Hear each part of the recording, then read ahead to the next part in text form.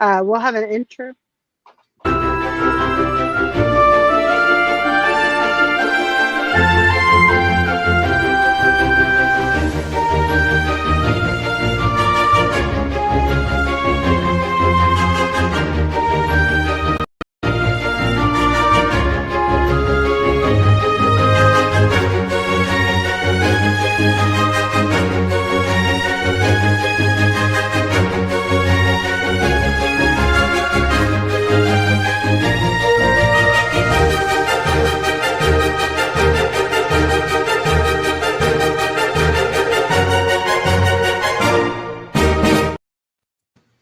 Hey, Magic Makers. I'm Mombirella.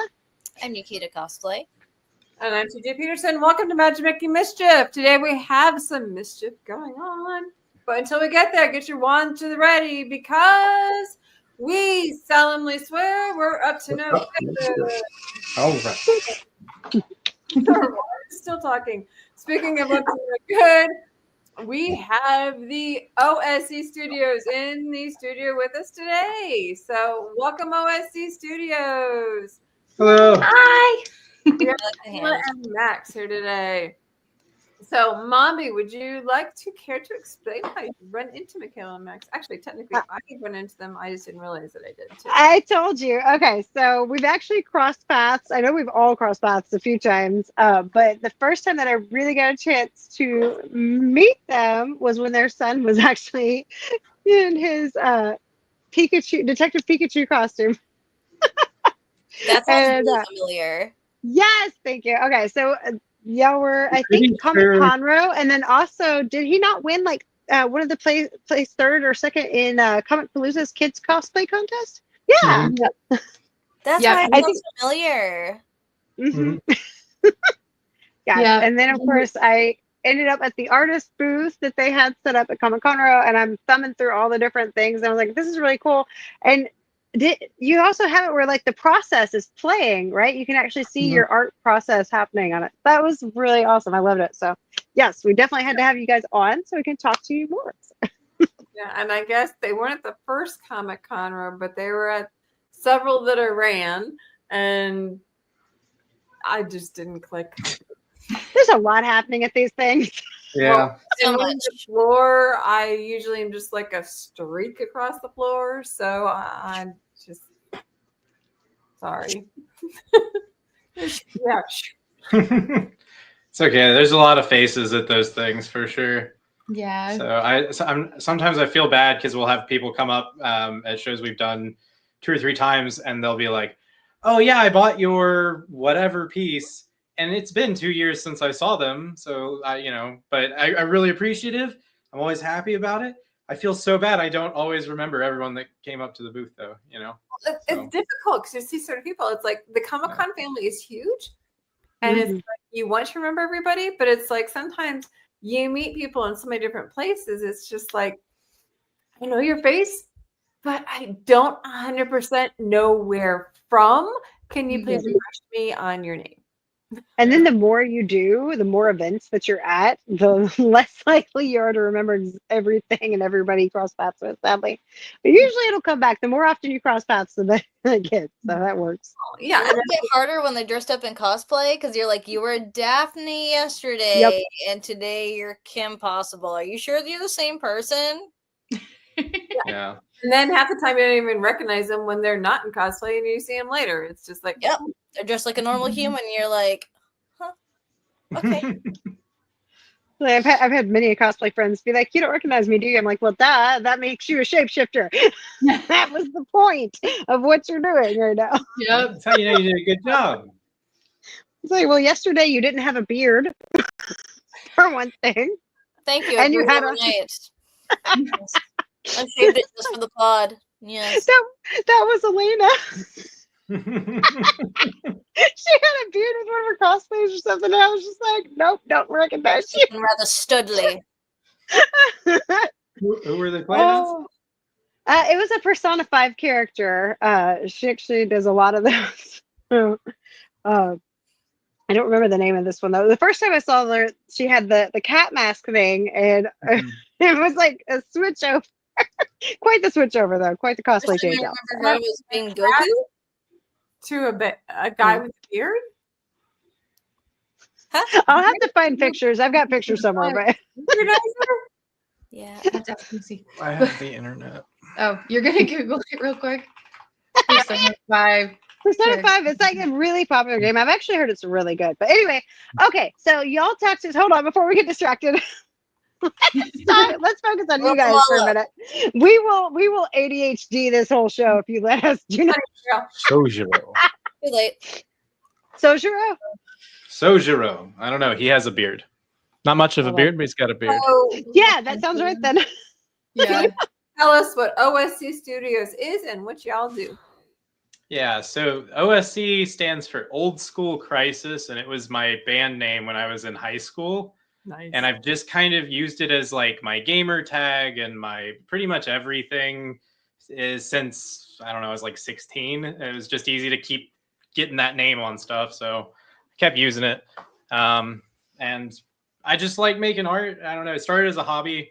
I guess the actual kind of run up that kind of led to doing conventions specifically was I started playing the Digimon card game in like 2020, and I was making playmats. I was getting commissions online to do that over and over again, and I was having fun doing that.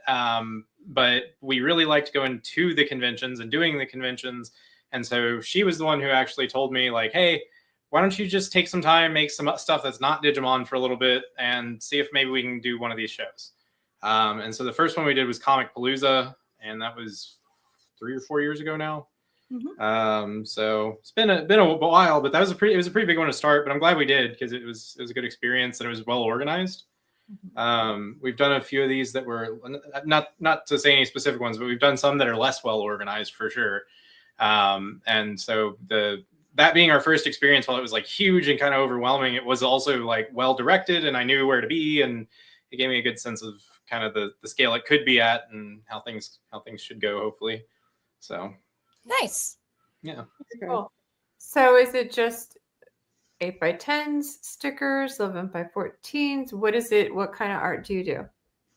So primarily what we sell at the booth is the 11x17s. The artwork itself, though, everything I make is in vectors, which to make a long story short, if you're not super familiar with that, basically with normal pictures, like if you take a photo, if you stretch it out, it gets blurry. Mm-hmm. With vectors, when you stretch them out, they retain all of their crisp, clear, lines and everything like that. You never lose any details. And so what can be printed with it, I've got my start doing like signs. Back when I was in college, I did T-shirts and signs for a sign shop and screen prints and stuff like that. And so all of my stuff could be transferred to that. You can do, billboards and stuff with it. I've done logos for companies, and it's like I said, the big point is you can scale it to whatever you want. So if there's something someone wants a print of mine on, I can probably figure out getting on there. It's not going to be an issue. And then he started doing stickers last year. He started just doing little character designs, like from older animes, like Yu-Gi-Oh! And then you did One Piece too, right? Because everybody loves One Piece. Yeah, I've got a few. Like this is one of my stickers on here. It's just a little Yu-Gi-Oh! Yeah. Nice. But I was pretty disappointed. I had a bunch of them on my Remarkable drawing tablet. And as of like 2 days ago, I just got a brand new one in because mine died. The screen just stopped working completely. And so I lost like all of my files when that happened almost. I have one sketchbook that I was able to get backed up before it died. So, oh well. That's awful. Sorry. It's only the sketches, fortunately. So like all the master files for final pieces, those are all backed up 1,000 times over. It's just good. Sketches, but I had a bunch of cool stuff in there. Okay, that's good. I'm playing over on their site right now. So I'm going to pull up the screen to show some of their more popular prints. Thank you. Their best selling is what they have it as. Oh, my friends, we forgot to mention in the very beginning, this is pre-recorded. So we're not ignoring your comments. We are pre-recorded. So we're not ignoring your comments. That's not our art station. That's the one I sent though. Let me go. Let me pull it up. Let the dog out real quick. Away in Silence is really pretty. I would have that on my wall. Those are very pretty. I wish they were mine. Here, 1 second. Oh, this is not your art? No, let me 1 second. Let me send you. Okay, CJ, this is the wrong art. There we go. It should be. I think she sent something else. I don't know what she sent, but it should be the OSC. I think is what it shows up as. That I have. Okay. Well, I know I've got y'all's. Yeah, it should link to Max Pack, and the first picture will be some Star Wars stuff and Cynthia from Pokemon. Sorry about that. No problem. Technical difficulties. Try again. Also very pretty work, though. Whoever that was, good for you. Okay, here we go. There we go. There That's it us. is. That looks more like Ah, there we go. Okay. I was gonna say that was a little more variety than I was like of more live action stuff. Yukita, but you were cosplaying one of the Sailor Scouts, and you took a picture with one of our pieces with in your character. Comic Conroe. Was that Comic Conroe? If you click on that Sailor Moon, it'll break into it, and it's got a whole bunch of oh my gosh, there. Brain blast. It was Mars. I was cosplaying Sailor Mars, and I still have your picture up on my wall. There you go. Yes, there you are. There I am. Yeah, one of your friends was playing Mercury that day. So that was at That was Comic Con, right? No, that was Kimo Kawaii. I was gonna say I think that might have been Kimo Kawaii, but I couldn't remember if y'all done that one. Okay. Yeah. Well, that makes total sense then. Okay, Kimo Kawaii, it does make sense. Wow, beautiful. And you've got like the I love that. Yeah, so that was kind of what I was talking about, though. Like usually I'll do my line art in my sketchbook or my Remarkable, and then I'll move it over to Illustrator and I'll break it out. I need to update some of these. Some of this is older stuff, but have you added all the Marvel stuff? Yeah, the Marvel stuff, some of my bigger ones, and his Marvel pieces are the most. Those and the My Hero Academias are the most popular ones at the conventions. Oh, Spider Gwen! I love the color schemes on these. That like you have. There's Scarlet Witch and the. Oh, remember Loki? That's the one. I was. Yeah, I was all into the Loki series at that point. That's what it was. Yes. Yeah, so Illustrator's kind of cool because, like I said, with the vectors thing, all the lines are like super crisp. They look, however I want them to look as far as like fidelity and stuff. But I don't have a lot of control. So like traditionally in art, one of the basics they talk about is called line quality, and it's essentially like how thick is your line or thin is your line or how, what is the language of the line at this point. And you use it to define things like depth and to define things like scale and impact and stuff like that. And you can kind of imitate that in Illustrator, but you have to manually draw the line as a shape, and it gets to be a big pain, or you have to use the lines tool to define specific widths throughout it. Either way, it's a lot more manual, a lot less intuitive. So the things that I try to focus on in terms of basics tend to be color and shape language, and things that really have more to do with just the general layout, because there's certain things that this program is strong at, and there are certain things that it's less strong at. And lines being one of them is, So if somebody wants to get a hold of you to say, put like the Scarlet Witch on a t-shirt, how do they get a hold of you? So one of the easiest ones is probably my Discord, which I can link that. It should just be the OSC on there, I think. Let me see. It's on the Instagram. Yeah, I have it all on my Insta and stuff. Yeah, just the OSC. So Discord, though, the OSC, that's probably the easiest one to get me on, just because I'm on that all day. I have it on my phone and my computer and everything, so it's pinging me everywhere. Other than that, though, you can always message us on Instagram. My wife monitors the Instagram pretty frequently, and I'll check it out and reply on there and stuff. So, what's your Instagram handle? For those videos. Yeah, minus the Instagram wouldn't let us have the. So it's just OSC Studios. Yeah. One word, nothing on the in between. Nope. Okay, cool. You'll see a lot of his pieces on there, and then you'll see videos I take at different cons. Yeah, and it actually has some of the, I would say, more recent stuff too. Like it's got my Sonic pieces on there that I recently did, and what our booth looks like. Yeah, what the booth looks like when we're hanging out at the booth. Very cool. Now, Michaela, you're also on TikTok, correct? Yes. My TikTok is just Michaela PE05. And I've been on there for about 4 years. Mainly my content is Marvel stuff, but I just say I'm a geeky wife and mom who loves nerdy stuff and loves talking about it. So, okay. So what got you started into art? Did you do school, or was this something you just had an interest in and studied on your own? Yeah, I've always drawn since I was a kid, and so I did not go to school for this. And in college, I took like a design class because I needed to pad credits, but I didn't go to art school or anything. I went to school for construction management, and I have work a 9 to 5 in IT. So, oh dang.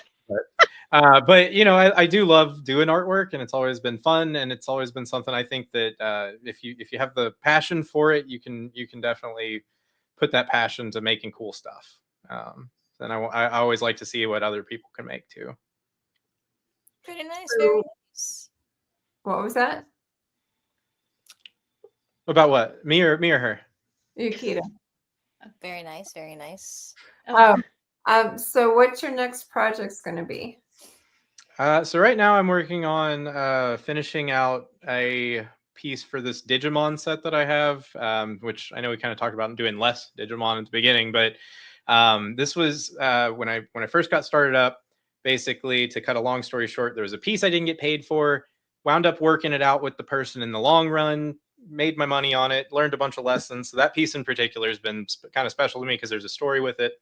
And so I have a series that I finally got to do off of that. So it's Metal or War Greymon into Metal Garurumon, and now I'm doing the two angels, which is Lady Angemon and Angemon, and their whole evolution line. So I'll have a trio of Digimon to kind of go together.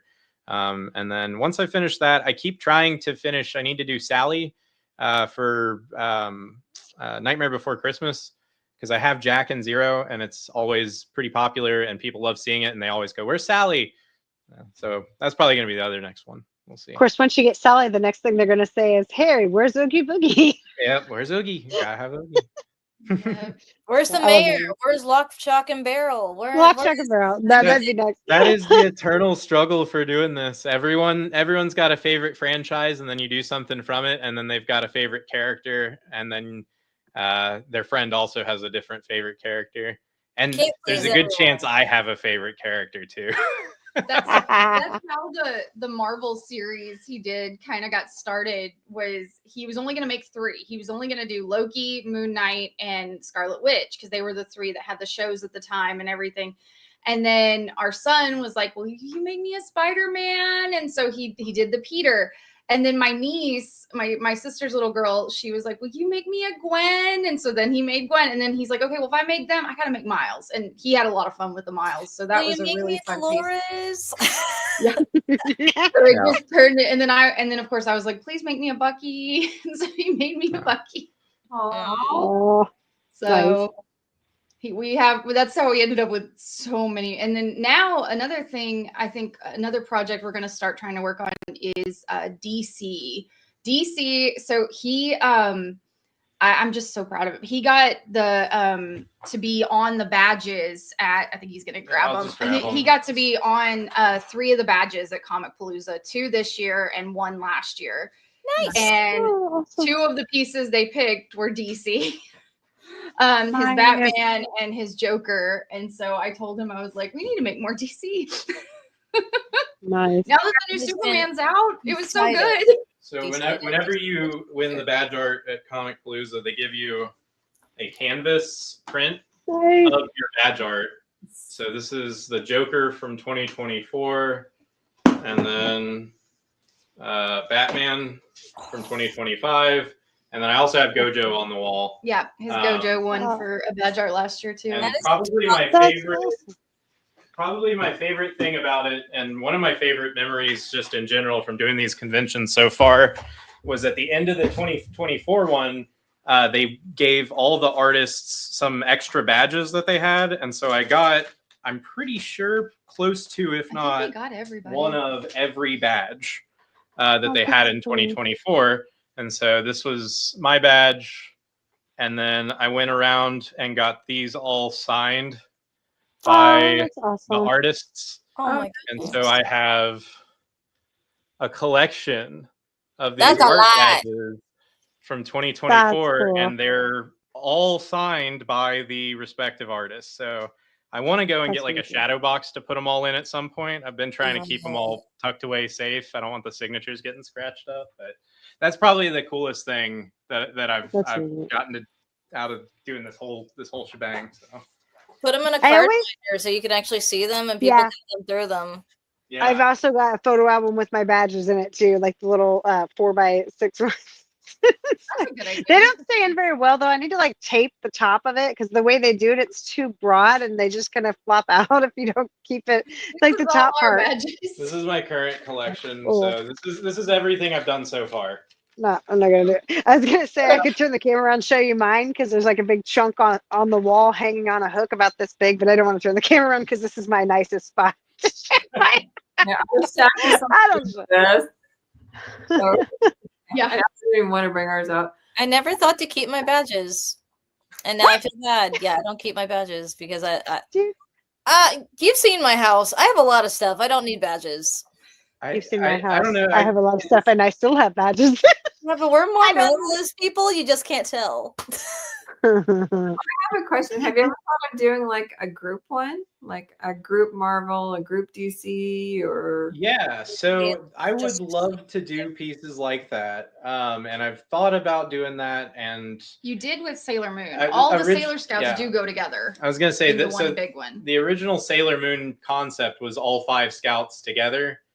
And the issue with it winds up being, and I probably need to stop just thinking about it like this, but essentially the amount of time it takes to work on a character in Illustrator because of the vector thing, like I wind up making a lot of details that aren't necessarily visible, that really are just a waste of my time, if I'm being completely honest.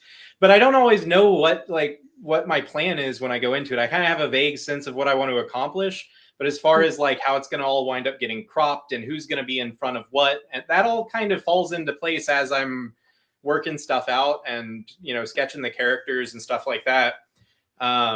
So I guess what I'm trying to say is by the time I've done 1 or 2 characters, I'm probably somewhere in the range of 15 to 20 hours into a piece, especially if it's like a fully rendered character.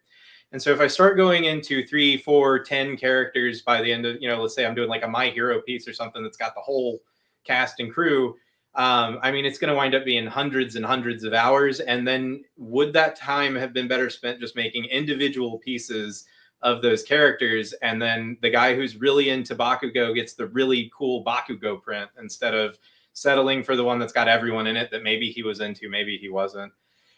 Unless you like layered them. Yeah, so it's just been a decision of like what's the best way to try and market these pieces. I think that doing groups might be a good way to go though. I mean, honestly, because it does let you hit a lot of fans with a lot of stuff all at once. Yes, and those fans can go and get those particular pieces from their favorite artists, such as yourself, and use that to go and get it signed from all the people that are in that cast. I know my husband and I like to do that. Yeah, very cool. True. That's true. So do you have any advice for somebody who may want to get into like the artist business? Yeah, there's a ton of great resources online these days. I would definitely say start there and hone your craft. I'd also say, what is the art business to you?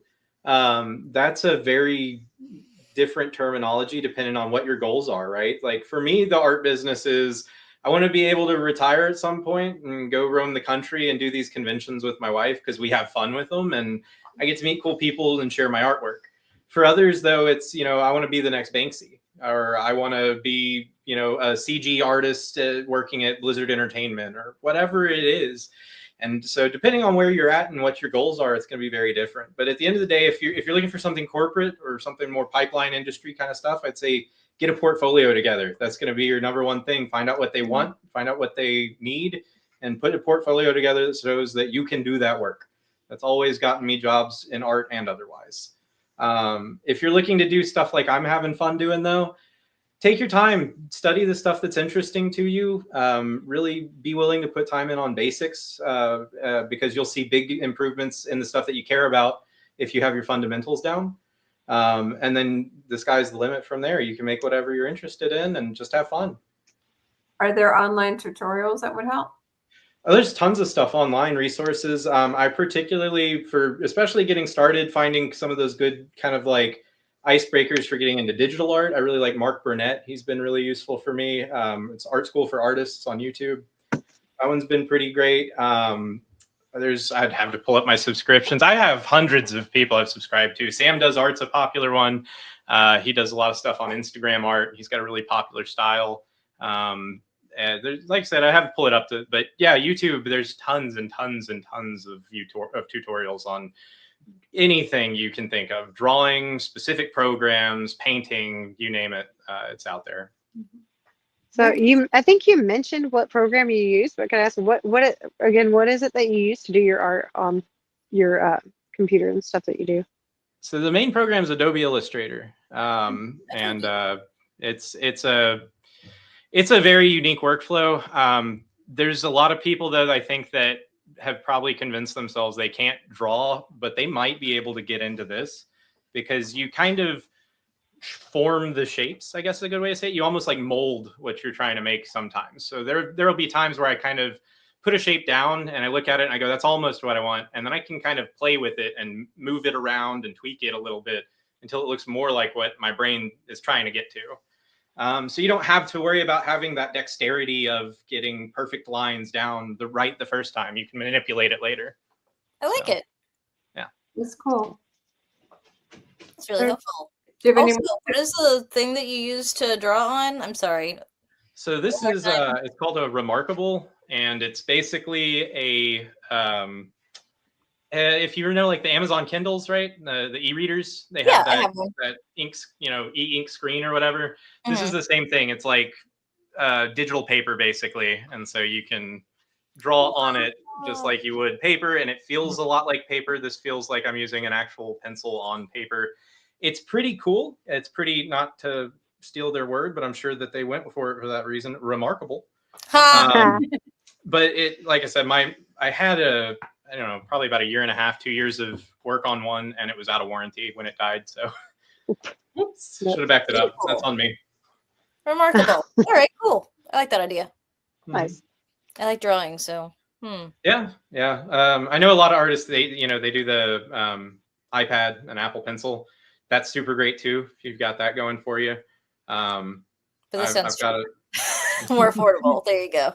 Yeah, it just depends on what you like. I really appreciated the feel of the paper, so I wanted that's to. Why I like. I'm gonna say it's like books. Like I don't like reading digital books. I cannot keep I need to hold it in my hand. Tactileness of it, like the feeling of the pages, the sound, the smell. Love smell. Yes. Did you just smell that book? The smell and oof. We love a good book. I am one of those, I can't dog ear. I have to use bookmarks. I have so many bookmarks. Dog earing feels like it's insulting to the book, and I'm not trying to insult the book. It's trying to being an author, I thank you profusely. That's actually probably one of the things we want to add to the roster too before OniCon is try and get some bookmarks made. I've got a really nice printer and a way to get ink, like, because one of our holdups has been ink is expensive and print on demand stuff has been expensive, and with all the stuff going on with the economy, who knows what getting stuff shipped in is going to look like. And now I have a printer and a way to fill it pretty cheaply and efficiently that it's a good high quality like workhorse printer. So I actually had to just buy a printer recently too. I'm really happy with the one I got. Did you get an Epson by any chance? Ours is a Canon. I like Epsons too quite a bit, but I just went the opposite way. I had a Canon and then switched Epson. I like both. I've had good experiences with both. When I worked at the print shops in college, and I worked at another one a little later on too. But while I was working at those, we did Epson printers, we did Canon printers, and we did Roland printers for the big large format one. Oh man, I want a Roland printer so bad. Those are so cool. Dude. There's lots of wish list things I definitely have there. Okay. Well, thank you so much for joining us. You guys have been a treat. and we learned a lot, and we appreciate that. So you guys want to learn more about OSC Studios, you can head over to the website, which is www.artstation.com/THEOSC.